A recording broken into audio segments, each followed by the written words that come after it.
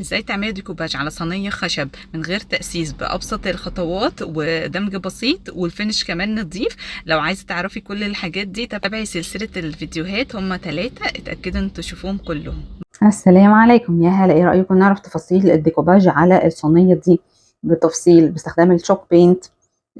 بس قبل ما نبتدي عايزين نصلي على سيدنا محمد عليه الصلاة والسلام. ولو مش مشتركين في القناة تشتركوا وتعملوا فولو وسيف وكومنت ولايك وكل حاجة. تسلموا.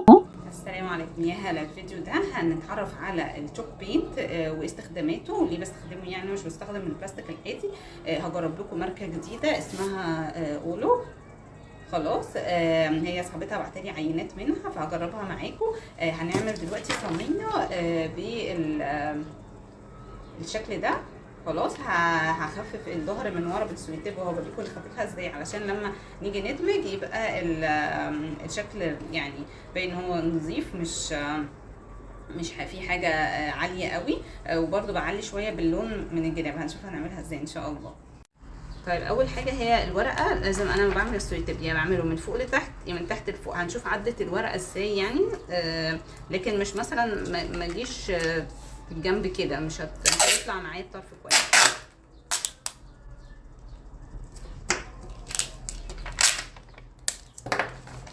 وبكارت كده اضغط جامد علشان تلزق الورقه كويس. وهجرب بقى، بسيب طبعا طرف هنا للسويتيب. واضح انه مش الحته دي. نجرب الناحيه الثانيه.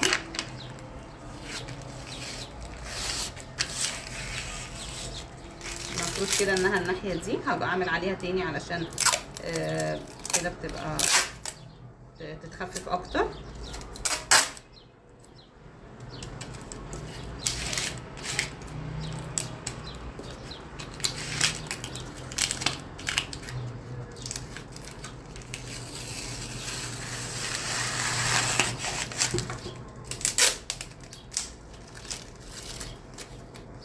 هخفف الناحيه التانيه كمان.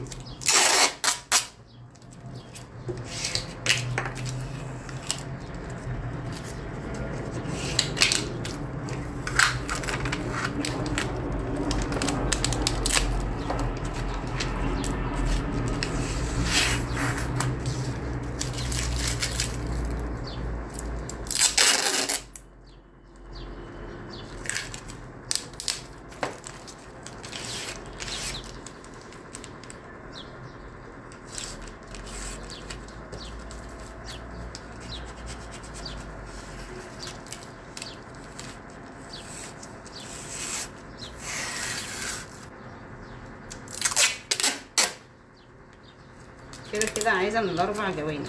بس هي طبعا لما بتكون متشال منها حته اصلا سهل شويه زي دي كده. يعني هيبقى حافز ليها انها تخرج.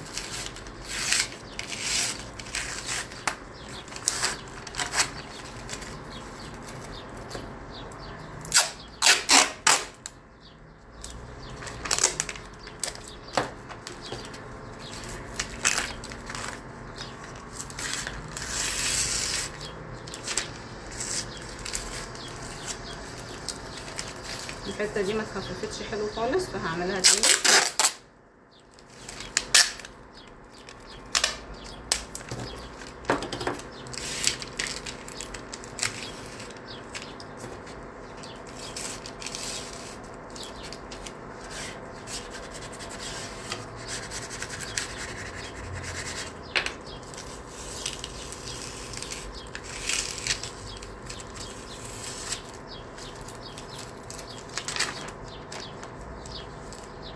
هبتدي بقى اسس. مش محتاجه ان انا اسس الصينيه لان الشوك بينت مش محتاج تاسيس وده ميزته. فالمفروض ان انا هصنفر الاطراف كويس لان هي هنا خشنه شويه. ولو في حتت حفر بعمل لها معجون، بس دي نضيفه ما فيهاش حفر. المعجون طبعا بيكون الاول بعديها الصنفره. فانا هجيب الصنفره واصنفرها وبعدين نشوف ازاي هنعمل الشوك بينت.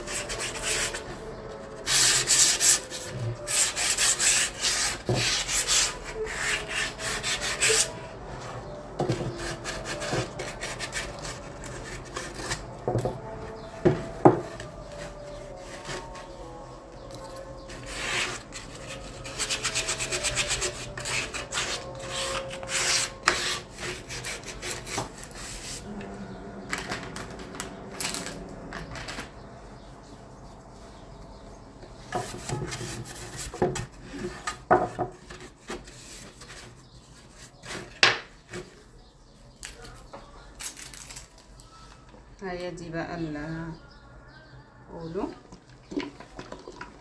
لازم ارج الاول العلبه كويس قبل ما استخدمها، وبعد كده هي طبعا يعني ما شاء الله التغليف حلو قوي، محكمه الغلق.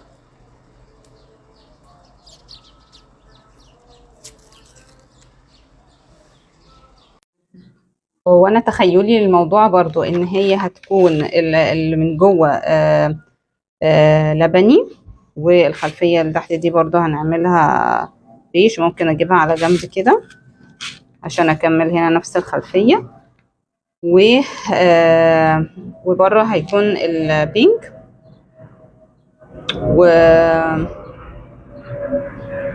والصينيه بقى نفسها من فوق كده هعملها لبني برضو. فقلنا لازم نرج كده فانا هعمل ده من بره بس، مقفول برضو من الناحيه التانية ان شاء الله التغليف كويس.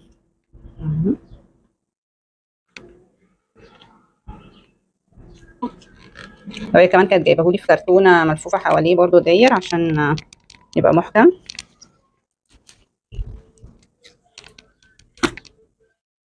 وكويس برضو قوي ان هنا في غطا كده علشان اللون ما ينشفش، لان الشوك بينت برضو بيكون سريع الجفاف. انا باخد شويه من الغطا اصلا علشان المفروض الشوك بينت ده بتكون تغطيته عاليه. شوف كده بسم الله الرحمن الرحيم، هو بيحتاج يعني طبقتين بالكتير، طبقه او طبقتين، هو التغطيه بتاعته حلوه.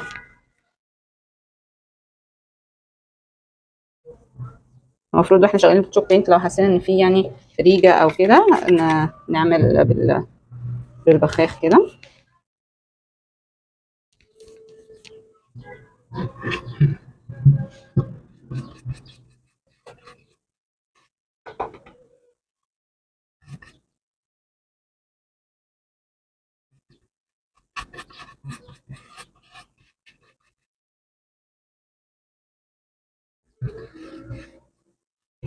احنا هنعمل طبقه ولما تنشف هنحط بقى الطبقه اللي بعدها.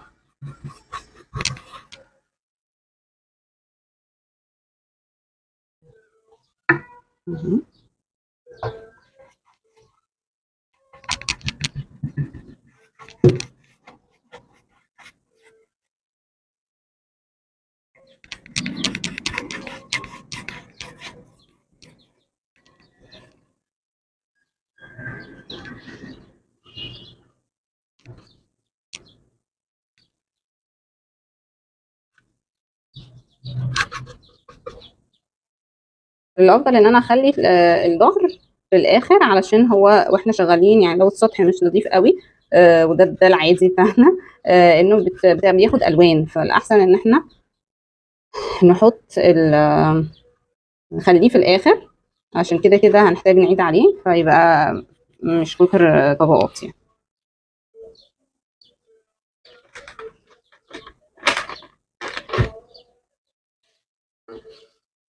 ممكن كمان نحطه ينشف كده على حاجه عاليه لو انا مش عايزاه يلمس يعني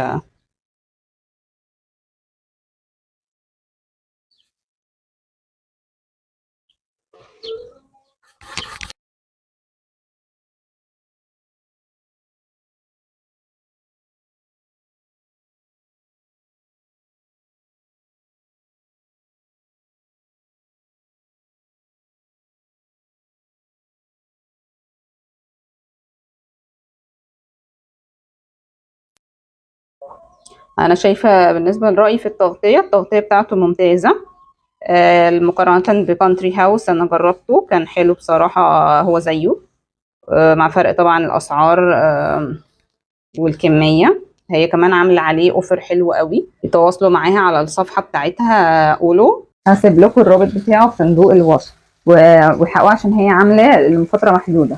ولو عجبكم الفيديو متنسوش دعوه حلوه ولايك وسبسكرايب. مع السلامه.